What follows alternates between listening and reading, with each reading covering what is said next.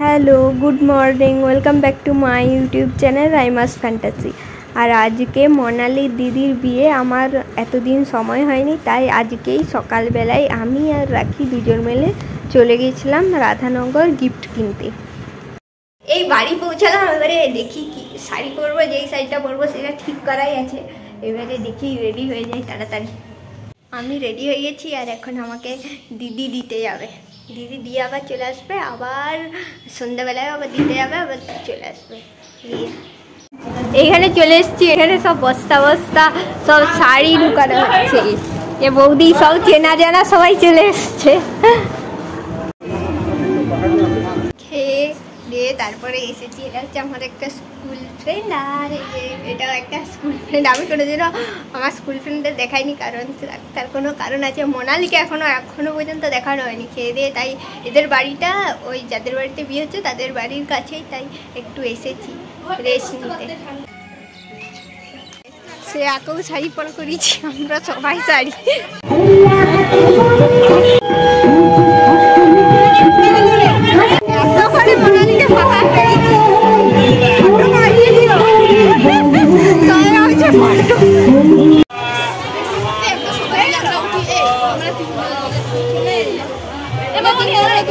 আমরা একটা ভালো ব্যাকগ্রাউন্ড পেয়েছি, যেখানে সবাই ছবি দাঁড়িয়ে ছিঁড়া কামড়া করছে।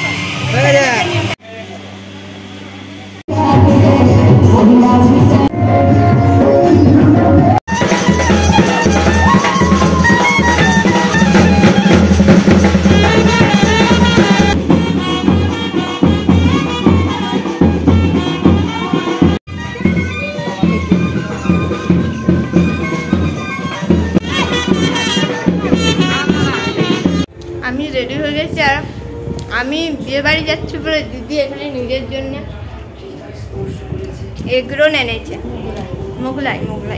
আর আমি যে কতদিন ধরে মোগলাই খাবো করছি, আমাকে ছাড়া খেয়ে নেবে। বিয়ে বাড়ি খাচ্ছে তার বেলায় নয়।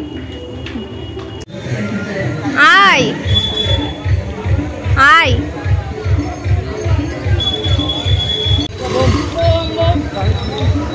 আসছি, বাই, টাটা টাটা। হ্যাঁ, ফোন করবো। দাঁড়াও না, আমি তোমার খোপাটা দেখাবো। আসার পর থেকে তিনটা খোপা করেছি। দেখি তোমার খোপা, সুমনার খোপা দেখি, সুমনার খোপা, বৌদির খোপা দেখি।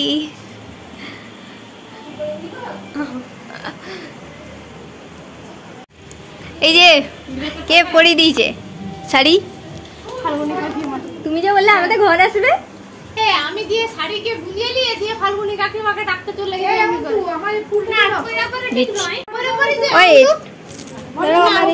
এটা লেগে গেছে।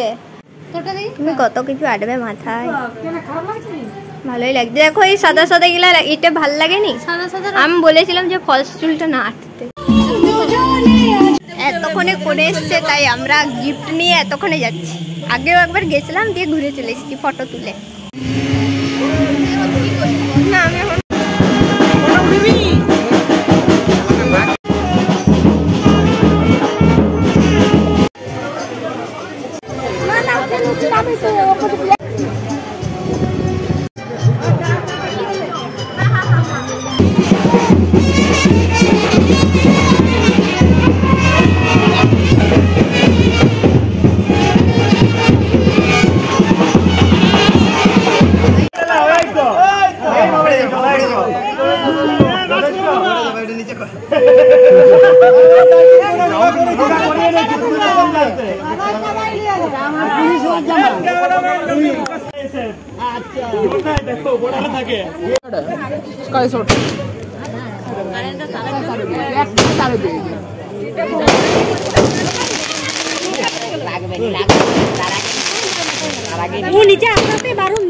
এখন বাজে 11টা, আমি বাড়ি পৌঁছে গেছি।